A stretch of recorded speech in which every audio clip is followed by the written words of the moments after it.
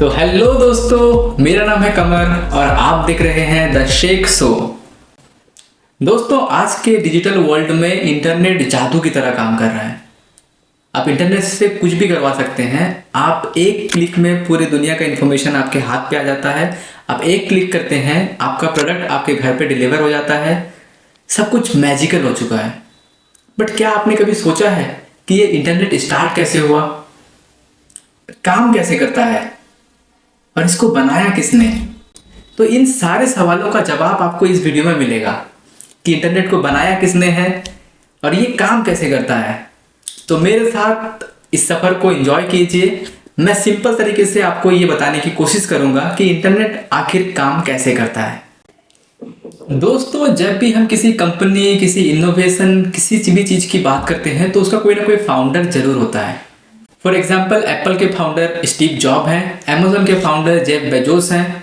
अगर हम देखें कि इलेक्ट्रिक बल्ब किसने फाउंड किया तो थॉमस एडिसन है।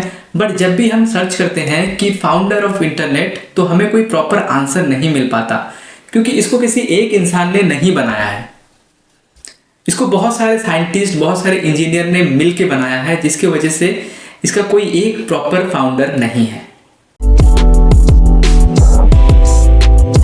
1962 में एक साइंटिस्ट थे जिनका नाम था JCR लिकलिंडर।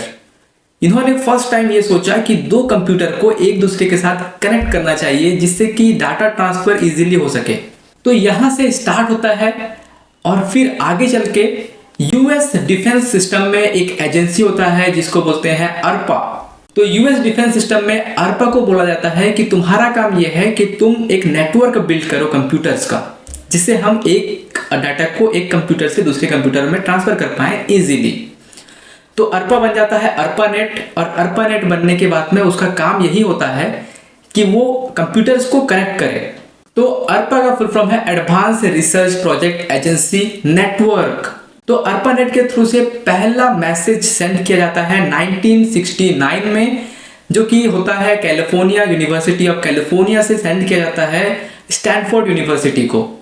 बट ये मैसेज पूरा वहां तक पहुंच नहीं पाता। मैसेज में टाइप किया जाता है लॉग इन, बट वहां पर सिर्फ LO रिसीव होता है, बाकी का डाटा जो है वो मिस आउट हो जाता है। यहां से स्टार्ट होता है नेटवर्किंग। फिर आता है 1971, जो कि एक बहुत ही इंपॉर्टेंट टाइम था इंटरनेट के लिए स्पेशली। अभी तक इंटरनेट नहीं बना था, अभी तक ARPANET ही चल रहा था। और ARPANET बाकी लोगों के लिए नहीं था, ओनली फॉर डिफेंस था। क्योंकि ARPANET में जब आप एक डाटा ट्रांसफर करते थे, अगर 4 कंप्यूटर कनेक्ट है तो चारों में सेम डाटा जाता था।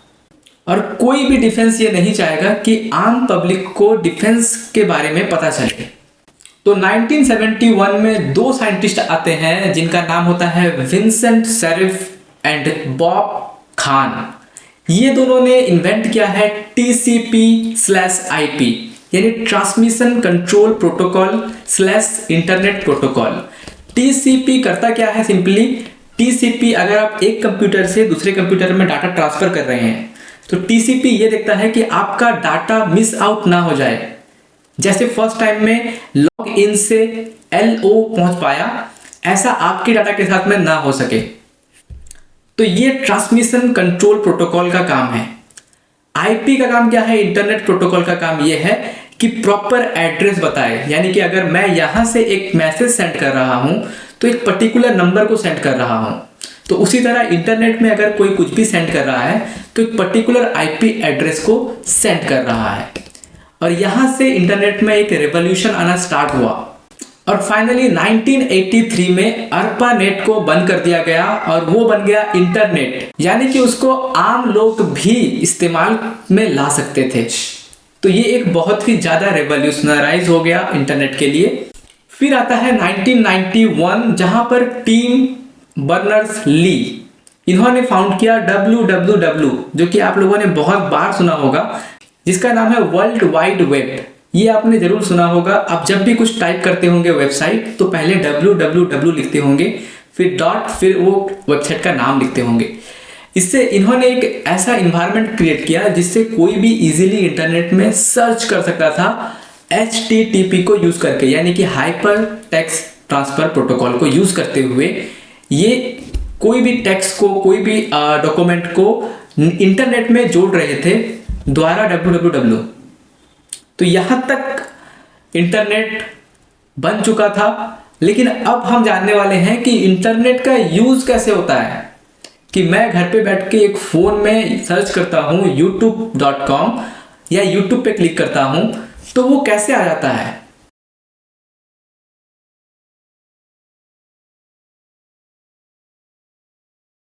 तो दोस्तों, आखिर इंटरनेट काम करता कैसे है। बहुत सारे व्यूअर्स को, यहाँ तक कि मुझे भी यही लगता था कि इंटरनेट सैटेलाइट के थ्रू से चलता है। यानी मैं कुछ भी सर्च करता हूँ तो वो सिग्नल सैटेलाइट तक जाता है, फिर सैटेलाइट से यूट्यूब के सर्वर तक पहुँचता है, फिर यूट्यूब के सर्वर से डाटा सैटेलाइट तक पहुँचता है, फिर वहाँ से मेरे फ़ोन पे आके डाटा पहुँचता है। बट अगर ऐसा होता तो बहुत ज़्यादा डिले होता। रीज़न क्या है, सैटेलाइट हमसे 35,000 किलोमीटर ऊपर है।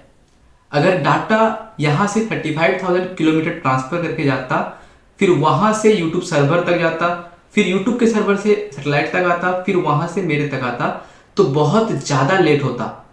और अगर क्लाइमेट गड़बड़ है तो और ज़्यादा डिले होने के चांसेस बढ़ जाते हैं। तो इसलिए फिर डाटा ट्रांसफ़र होता कैसे है। क्वेश्चन एक आता है कि डाटा ट्रांसफ़र कैसे होता है। तो डाटा ट्रांसफ़र होता है ऑप्टिकल फाइबर्स के थ्रू।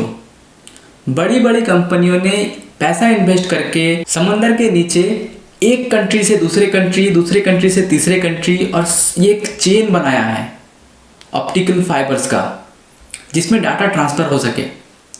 बड़ी बड़ी कंपनियों में से नाम आ जाता है AT&T, वेराइजन, इंडिया में टाटा कम्युनिकेशन एंड रिलायंस जियो ने भी अभी रिसेंटली अपने केबल्स बिछाए हैं।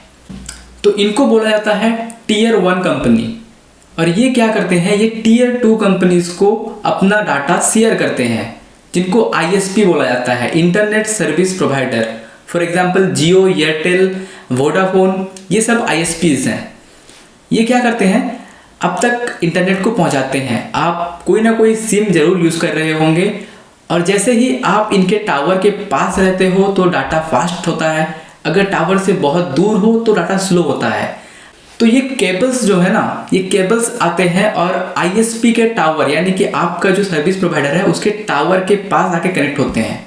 तो जब भी कोई इंसान गूगल पे या यूट्यूब पे कुछ भी सर्च करता है तो एक सिग्नल ISP के टावर से सीधा गूगल या फिर यूट्यूब के सर्वर को जाता है, और यूट्यूब के सर्वर में सारा डाटा स्टोर होकर रहता है SSD में। बट अब एक क्वेश्चन आता है कि उसको पता कैसे चलता है कि किस फ़ोन से ये सर्च किया गया है।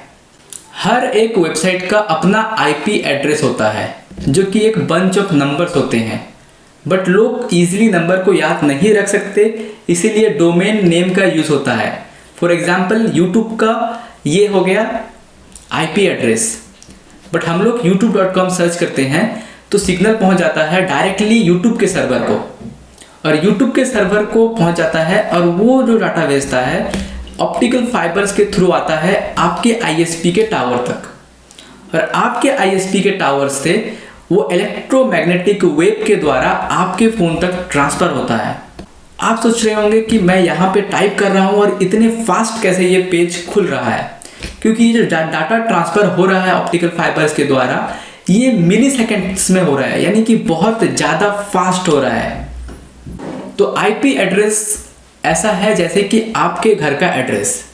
जब आप कुछ भी डिलीवरी के लिए सामान मंगाते हैं तो आप अपना प्रॉपर एड्रेस देते हैं, जिससे डिलीवरी आपके घर पे हो जाता है। सेम इसी तरह डाटा के डिलीवरी के लिए यूज़ होता है IP एड्रेस। अब आप सोच रहे होंगे कि ये IP एड्रेस देता कौन है। अभी अगर मुझे एक वेबसाइट खोलना है तो मुझे भी एक IP एड्रेस की ज़रूरत होगी, और एक नाम की भी, जिसको डोमेन नेम बोला जाता है। तो इसको मैनेज करता है एक कंपनी जिसका नाम है ICANN। ICANN एक ऑर्गेनाइजेशन है, नॉन प्रॉफिटेबल ऑर्गेनाइजेशन है। ये हैंडल करता है IP एड्रेसेस और डोमेन नेम्स को। ये क्या करता है, IP एड्रेसेस और डोमेन नेम को एक फ़ोन बुक की तरह बनाता है, यानी कि आप जब भी एक कुछ भी सर्च करते हो तो डायरेक्टली डायरेक्टरी में वो मिल जाता है कि इस IP एड्रेस का वेबसाइट ये है। Hope you guys enjoy. मैं उम्मीद करता हूँ कि आप लोगों को थोड़ा बहुत मैं समझा पाया होऊंगा। वीडियो को लाइक और चैनल को सब्सक्राइब करना ना भूलें दोस्तों।